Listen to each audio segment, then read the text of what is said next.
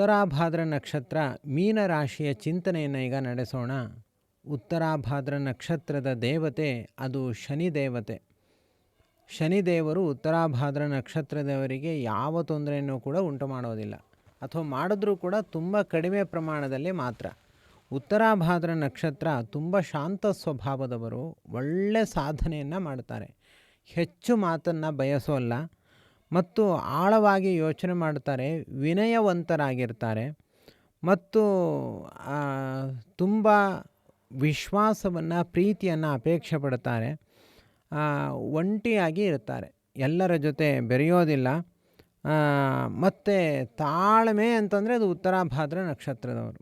ತಾಳ್ಮೆ, ಸಹನೆ, ತುಂಬ ಉದ್ವೇಗ ಎಲ್ಲ ಮಾಡ್ಕೊಳ್ಳಲ್ಲ, ಶಾಂತವಾಗಿ ಇದ್ದು ಮತ್ತು ಅನಗತ್ಯವಾಗಿ ಸುಮ್ಮನೆ ಹರಟೆ ಮಾಡ್ಕೊಂಡು ಕೊಡೋದು ಇಲ್ಲ. ಮತ್ತು ದೇವರು, ಧರ್ಮ ಇದರಲ್ಲಿ ಒಳ್ಳೆ ಆಸಕ್ತಿ ಇರುತ್ತೆ. ಅನೇಕರಿಗೆ ನಿಜವಾದ ಆದರ್ಶ ಗುರುಗಳಾಗಿ ಇರ್ತಾರೆ. ಗಂಭೀರವಾದ ಗುರುಸ್ಥಾನವನ್ನು ಹೊಂದಿರ್ತಾರೆ. ಉತ್ತರಾಭಾದ್ರ ನಕ್ಷತ್ರದವರ ಜೀವನವೇ ಒಂದು ಡಿಫ್ರೆಂಟ್ ಆಗಿರುತ್ತೆ, ತುಂಬ ಗಾಂಭೀರ್ಯದ ಜೀವನ. ಅಂದರೆ ಒಂದೊಂದು ಹೆಜ್ಜೆ ಇಟ್ಟರೆ ಅಥವಾ ಒಂದೊಂದು ಮಾತನ್ನು ಆಡಿದ್ರೆ ಇಡೀ ಸಭೆ ಬಂದು ಇವರಿಗೆ ನಮಸ್ಕಾರ ಮಾಡಬೇಕು, ಆ ಥರ ಇರುತ್ತೆ ಇವರಲ್ಲಿ.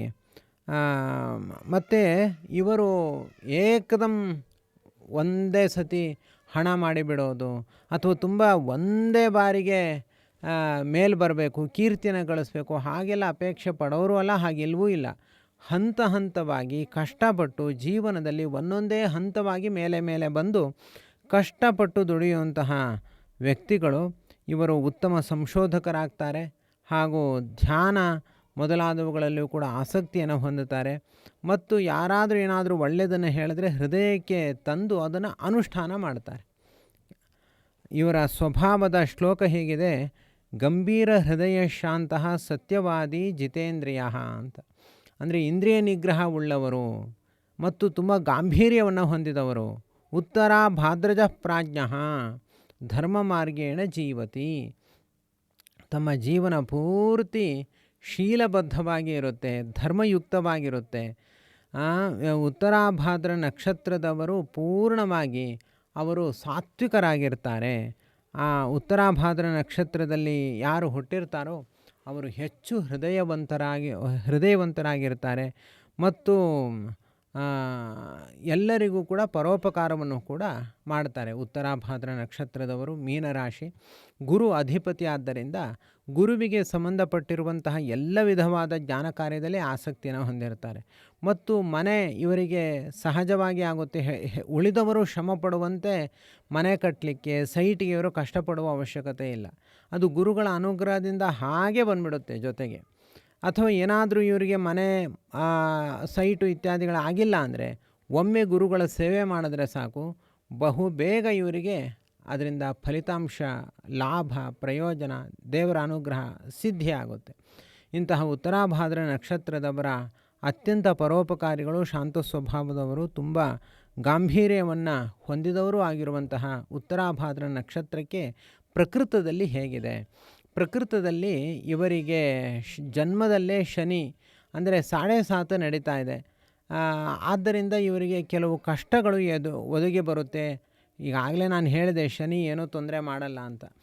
ಆದರೂ ಕೂಡ ಸ್ವಲ್ಪ ನಮ್ಮ ಕರ್ಮಗಳು ವ್ಯತ್ಯಾಸ ಮಾಡಿಕೊಂಡಾಗ, ನಾವು ಶನಿದೇವರ ಬಳಿ ಹೇಗೆ ಇರಬೇಕು ಹಾಗೆ ಇಲ್ಲದೇ ಇದ್ದಾಗ, ಅವರು ಪಾಠ ಕಲಿಸೋದಕ್ಕೋಸ್ಕರ ಆದರೂ ಕೂಡ ಅಲ್ಪ ಸ್ವಲ್ಪ ಶಿಕ್ಷೆಯನ್ನು ಅವರು ನೀಡ್ತಾರೆ. ಅದಕ್ಕೋಸ್ಕರ ತುಂಬ ಮತ್ತಷ್ಟು ಪ್ರಾಮಾಣಿಕ ಜೀವನದಲ್ಲಿ ವಿಷ್ಣುವಿನ ನಿರಂತರ ಸ್ಮರಣೆ ಮಾಡ್ತಾ ಇದ್ದರೆ, ವಿಷ್ಣುವಿನ ಆರಾಧನೆಯನ್ನು ಮಾಡಿದ್ರೆ ಈ ಶನಿ ದೋಷ ಪರಿಹಾರ ಆಗುತ್ತೆ. ವ್ಯಯಸ್ಥಾನದಲ್ಲಿ ರಾಹು ಇರೋದು ಕೂಡ ಒಳ್ಳೆಯದಲ್ಲ. ಮತ್ತು ಚತುರ್ಥದಲ್ಲಿ ಗುರು, ಮುಂದೆ ಪಂಚಮ ಸ್ಥಾನಕ್ಕೆ ಗುರು ಪ್ರವೇಶ. ಮೇಷ, ವೃಷಭ, ಮಿಥುನ, ಕರ್ಕಾಟಕ ಅಂದರೆ ಮೀನರಾಶಿಯಿಂದ 5ನೇ ಮನೆಯಲ್ಲಿ ಗುರು ಪ್ರವೇಶ ಜೂನ್ ತಿಂಗಳಿನಿಂದ. ಆಗ ಇವರಿಗೆ ಸಂತಾನ ಪ್ರಾಪ್ತಿ, ವಿವಾಹ ಯೋಗ ಮತ್ತು ಏನಾದರೂ ಭೂಮಿ ಮಾಡುವ ಅಪೇಕ್ಷೆ ಇದ್ದರೆ ಅದೂ ಆಗುತ್ತೆ. ಇನ್ನು ಸಂಪತ್ತು ಮಾಡುವಂತಹ ಎಲ್ಲ ವಿಧವಾದ ಅವಕಾಶಗಳು ಕೂಡ ಜೂನ್ ತಿಂಗಳ ನಂತರ ಸಿಗುತ್ತೆ. ಏನೇ ಆದರೂ ರಾಹುದೋಷ, ಶನಿದೋಷ ಇರೋದರಿಂದಾಗಿ ಇಲ್ಲಿ ನಾನು ಹೇಳುವಂತೆ ನೀವು ಮಾಡಿದ್ರೆ ಖಂಡಿತ ನಿಮಗೆ ಎಲ್ಲ ರೀತಿಯಲ್ಲೂ ಕೂಡ ಒಳ್ಳೆಯದಾಗುತ್ತೆ. ಯಾರಿಗೆ ಉತ್ತರಾಭಾದ್ರ ನಕ್ಷತ್ರದವರಿಗೋಸ್ಕರ ಇಲ್ಲಿ ಈ ವಿಷಯವನ್ನು ನಾನು ತಿಳಿಸ್ತಾ ಇದ್ದೀನಿ. ಇಲ್ಲಿ ಹೇಳಿದ್ದು ಮಾತ್ರವಲ್ಲದೆ ನಿಮ್ಮ ವೈಯಕ್ತಿಕವಾಗಿ ಯಾವುದೇ ಸಮಸ್ಯೆಗಳಿದ್ದರೂ ಕೂಡ, ನಿಮ್ಮ ಕಾರ್ಯಗಳಲ್ಲಿ ಯಾವುದೇ ಅಡೆತಡೆಗಳಿದ್ದರೂ ನೀವು ಲಕ್ಷ್ಮೀ ನಿಲಯನಾಗಿರುವಂತಹ ಶ್ರೀ ನಾರಾಯಣ ದೇವರನ್ನು ಅಥವಾ ಶ್ರೀಕರ ನಾರಾಯಣ ದೇವರನ್ನು ವಿಶೇಷವಾಗಿ 1 ವರ್ಷಗಳ ಕಾಲ ಅಖಂಡವಾಗಿ ಸೇವಿಸಿರಿ, ಆರಾಧಿಸಿರಿ, ಭಜಿಸಿರಿ ಹಾಗೂ ಅವರ ಬಗ್ಗೆ ತಿಳಿದುಕೊಳ್ಳಿರಿ. ಆಗ ನಿಮ್ಮ ಕಷ್ಟಗಳು ಅದು ಎಷ್ಟೇ ಕಠಿಣವಾಗಿದ್ದರೂ ಕೂಡ ಪರಿಹಾರವಾಗುತ್ತೆ. ನಾವು ಒಂದು ಹೆಜ್ಜೆ ರಸ್ತೆಯಲ್ಲಿ ಇಟ್ಟಾಗ ಆ ಮಾರ್ಗ ಅತ್ಯಂತ ದೀರ್ಘವಾದ ಮುಂದಿನ ಮಾರ್ಗ ಎಲ್ಲವೂ ಕೂಡ ಹೇಗೆ ಗೋಚರವಾಗುತ್ತೋ ಹಾಗೆ ಒಂದು ಹೆಜ್ಜೆ ನಾವು ಶ್ರೀಕರ ನಾರಾಯಣ ದೇವರ ಬಳಿ ಇಟ್ಟಾಗ ನಮ್ಮ ಭವಿಷ್ಯದ ಮುಂದಿನ ಎಲ್ಲ ದಾರಿಯೂ ಕೂಡ ಗೋಚರವಾಗುತ್ತೆ. ಲಕ್ಷ್ಮೀ ವೀಕ್ಷಣವೆಂಬ ಶ್ರೀಮನ್ನಾರಾಯಣ ದೇವರ ವೀಕ್ಷಣ ಎಂಬ ದೀಪ ಆ ದಾರಿಯಲ್ಲಿ ಬೆಳಗುತ್ತೆ. ನಿರಾತಂಕವಾಗಿ ನಾವು ಸಂತೋಷ, ಉಲ್ಲಾಸ, ಉತ್ಸಾಹಗಳಿಂದ ಆ ದಾರಿಯಲ್ಲಿ ನಾವು ಚೇತೋಹಾರಿಗಳಾಗಿ ನಾವು ಸಾಗಬಹುದು.